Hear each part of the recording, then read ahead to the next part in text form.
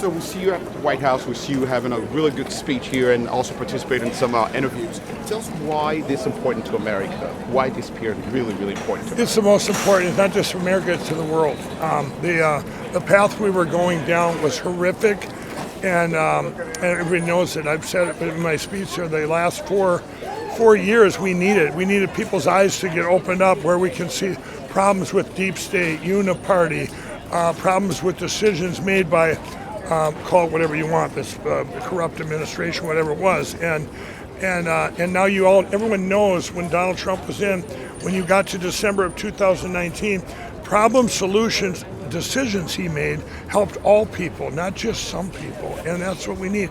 And he gets in there, you're going to see it right out of the gate when he starts making these executive orders, and you can look at yourself as an individual. I don't care where you are, and you're going to go, wow, that's going to help me. And if you really think it through, and that's where he's at.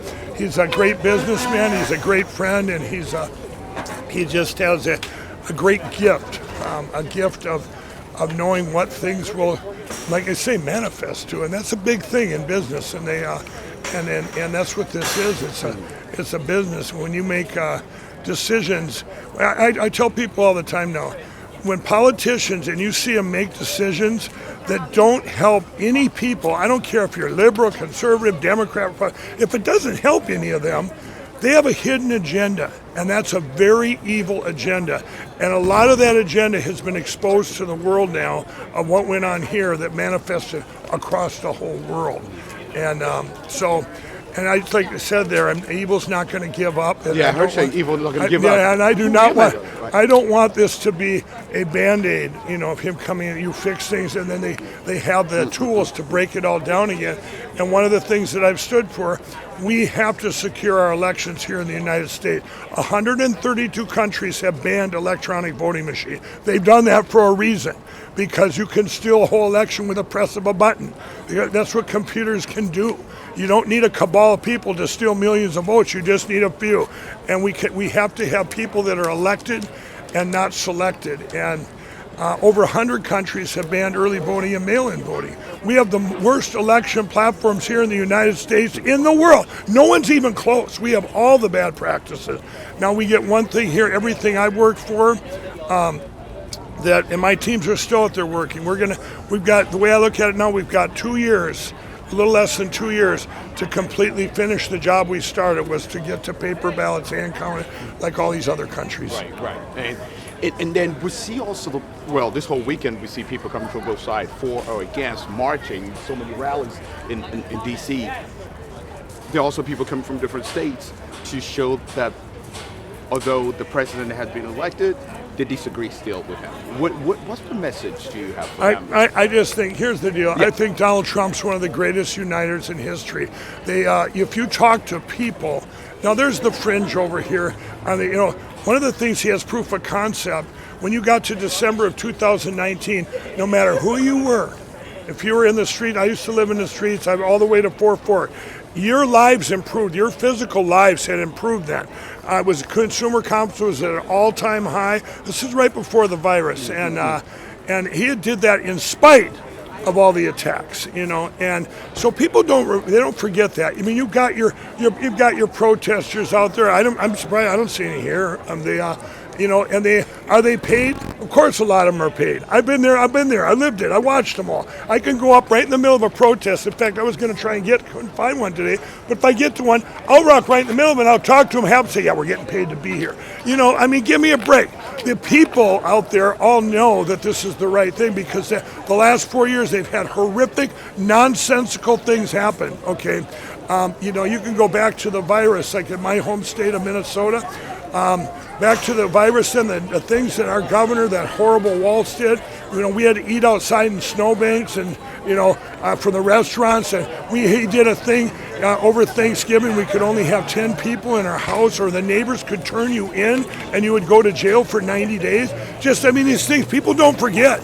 So that's why I said it before. They could have never given us China virus 2.0. We wouldn't have put up with this stuff this time around. They could have never done election crime 2.0. People would not have put up with it, because the majority people, they want our politicians making decisions that help us.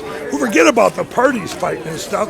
And one of the things that's really bothered me is I've had in my fight to get rid of the voting machines, the Democrat parties, your Amy Klobuchar, your Kamala Harris, these guys wanted the machines gone. In the movie Kill Chain in 2018, they all wanted them gone.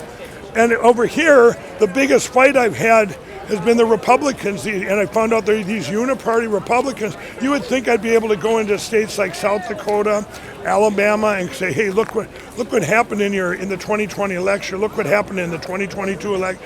And instead, they block and block and block, and hopefully that all gets washed away now, where we can go in and secure our elections. But I think it has united the people, whether they say it or not. I can look back in 2016, and when I was attacked back then, when I first met Donald Trump, and I was America's darling.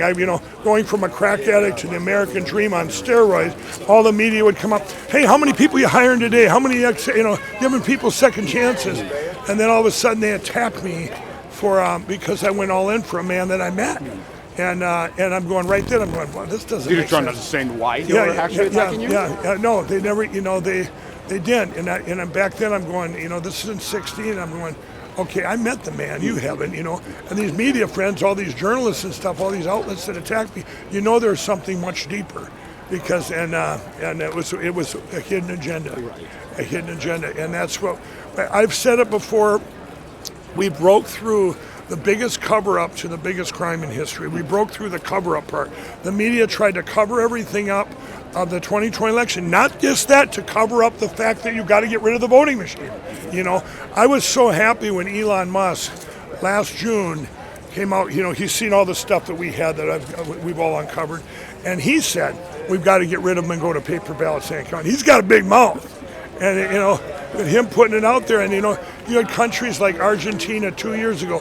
One judge got brave and said, we got to get rid of these, and they did it in 4 months. They said it was faster than the Netherlands did it in 5 months. Right. So all these countries, and everybody should want that. Now, right now, you'd think that they would quit attacking me and my pillow because Donald Trump's already in.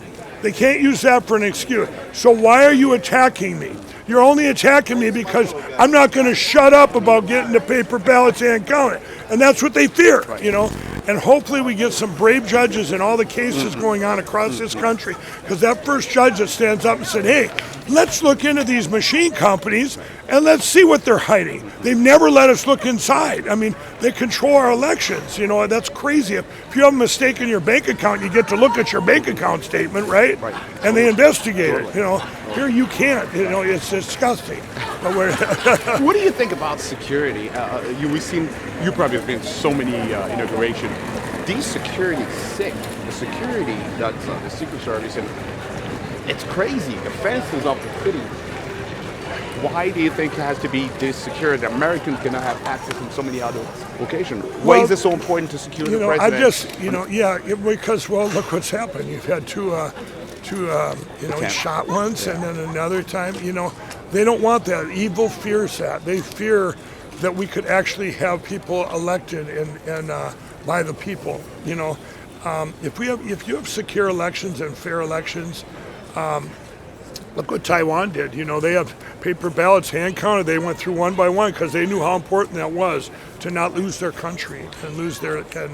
So it's. I think this is, when God saved our real president that one turn, and for such a time as this, where would we be if he's just a tool that God's using there, and there's many other ones too. But if they, that's why you see the security. Well, that's great. Any last message to all Americans listening to you, watching you? Yeah, I just want everybody to keep the faith, and everybody don't give up on getting. We do have to secure our election platform, and don't let just as Donald Trump in there to put it all on him and say, oh, he's in there now, it's all going to be great. No, everyone out there, your eyes have been opened, and how people can be put in it that are selected and not elected by the people.